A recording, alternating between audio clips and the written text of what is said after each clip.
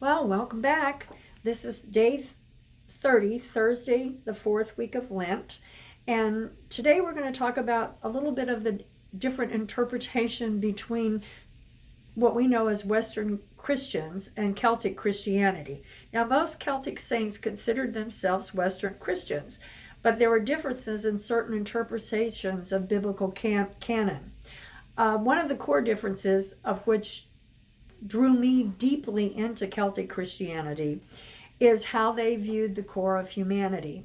In most of the Latin Church, the teaching of original sin from Augustine of Hippo and others saw the core of humanity as being evil and fallen.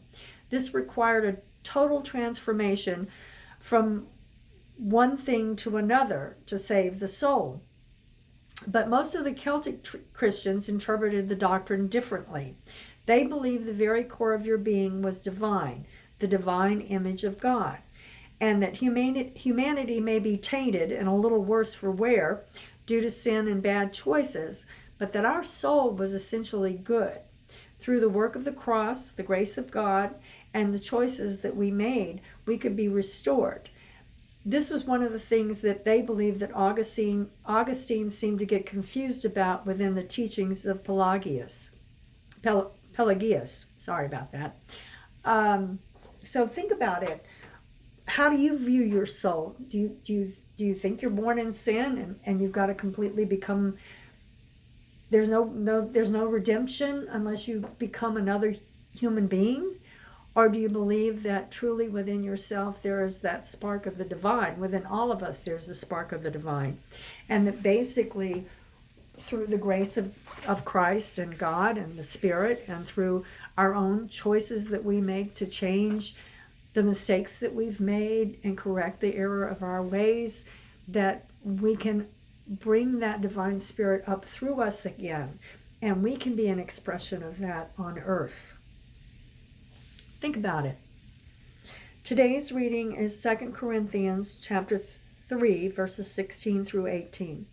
When one turns to the Lord, the veil is removed. Now the Lord is the Spirit, and where the Spirit of the Lord is, there is freedom.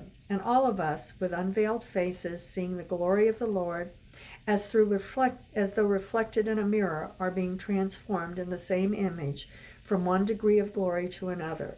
For this comes from the Lord, the Spirit.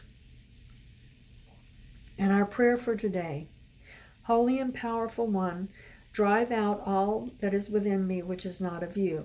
Come and bring freedom to my inner being and restore my soul to who I should be, who I originally intended me to be. Amen.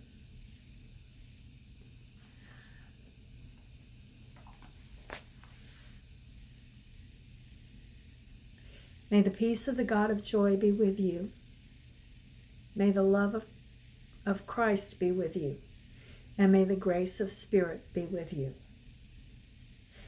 This is Bishop Sophia Angela signing off for today. Please have a blessed day.